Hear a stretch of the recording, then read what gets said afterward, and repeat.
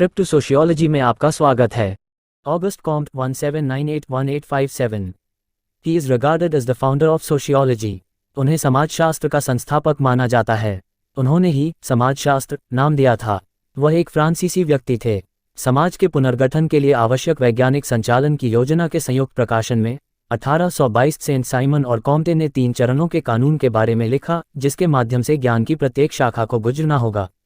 उन्होंने कहा कि सोशल फिजिक्स का उद्देश्य समाज का पॉजिटिव साइंस, जिसे बाद में समाजशास्त्र यानी सोशियोलॉजी नाम दिया गया, प्रगति के प्राकृतिक और अपरिवर्तनीय नियमों की खोज करना है। ये नियम समाज के विज्ञान के लिए उतने ही महत्वपूर्ण हैं जितने न्यूटन द्वारा खोजे गए गुरुत्वाकर्षण के नियम प्राकृतिक विज्ञान के लिए हैं। एक्सटे कॉम्टे के अनुसार समाजशास्त्र सामाजिक घटनाओं का अमूर्त सैद्धांतिक विज्ञान है। उन्होंने शुरुआत में इसे सामाजिक भौतिकी यानी सोशल फिजिक्स कहा था, लेकिन बाद में उन्होंने अनिच्छा से यह नाम बदल दिया। उन्होंने इसे बदल दिया क्योंकि उन्होंने पाया कि बेल्जियम के वैज्ञानिक अडोल्फ क्वेटलेट ने सरल आंकड़ों यानी स्टैटिस्टिक्स का वर्णन करने के लिए इस शब्द का उपयोग किया था। उनके अनुसार मनुष्य के समाज का अध्ययन प्रकृति जगत की तरह ही वैज्ञानिक साइंटिफिक ढंग से किया जाना चाहिए। The law of 3 stages. उनका मानना है कि जिस प्रकार प्रत्येक व्यक्ति बचपन में एक धर्मनिष्ठ आस्तिक के चरण से किशोरावस्था में एक आलोचनात्मक तत्वमीमांसिक अस्तित्व की अमूर्त धारणाओं पर सवाल उठाने वाला और वयस्कता में एक प्राकृतिक दार्शनिक के चरण में विकसित होता है, उसी प्रकार वह भी विकसित होता है। मनुष्य और उनके विचार प्रणाली 3 प्रमुख चरणों में विकसित हुई है। मानव विचार के विकास के ये 3 चरण हैं।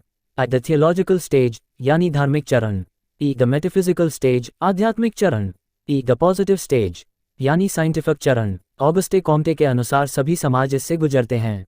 समाज में जब संकट काल आता है तो पुरानी परंपराएं, संस्थाएं आदि अस्त व्यस्त हो जाती हैं। बौद्धिक सद्भाव खत्म हो गया है और समाज में असंतुलन पैदा हो गया है।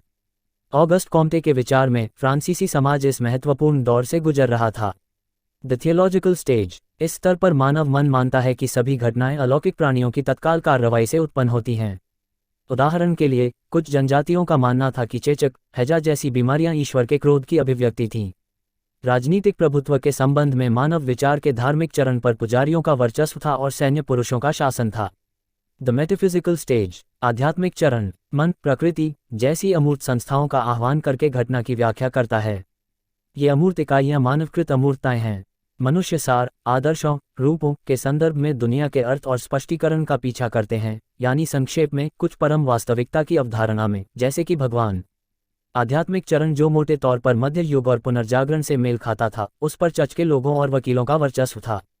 The positive stage. मनुष्य मूल स्रोतों या अंतिम कारणों की तलाश करना बंद कर देता है, क्योंकि इन्हें न तो तथ्यों के विरुद्ध जांचा जा सकता है और न ही हमारी आवश्यकताओं की पूर्ति के लिए उपयोग किया जा सकता है। इस स्तर पर मानव मन स्वयं को उनके कानूनों के अध्ययन में लगा देता है, अर्थात उत्तराधिकार और समानता के उनके अपरिवर्तनीय संबंधों को। पॉजिटिव स्टेज, जो अभी शुरू हुआ था, उस पर औद्योगिक प्रशासकों और वैज्ञानिक नैतिक मार्गदर्शकों का प्रभुत्व होगा। उन्होंने एक प्रकार से विज्ञान की एक श्रेणीबद्ध व्यवस्था प्रस्तुत की। Mathematics, astronomy, physics, chemistry, biology, sociology, ये कर्म साइंस की जटिलता और व्यापकता के आधार पर, ऐतिहासिक उद्भव, विकास, परिवर्तनशीलता की बढ़ती डिग्री के आधार पर किया गया है। स्टैटिक और डायनामिक सोशियोलॉजी। स्टैटिक सोशियोलॉजी समाज की स्थिति कैसी चल रही है उसका अध्ययन करता है, सोशल ऑर्डर को स्टडी करता है। गतिशील समाजशास्त्र यानी डायनामिक सोशियोलॉजी इंडिविजुअल स्टेजेस के निरंतर बदलाव को स्टडी करता है। सोसाइटी में क्या सोशल चेंजेस और प्रोग्रेस हो रही है उसको स्टडी करता है। ऐसे ही और वीडियो के लिए चैनल को सब्सक्राइब करें। धन्यवाद।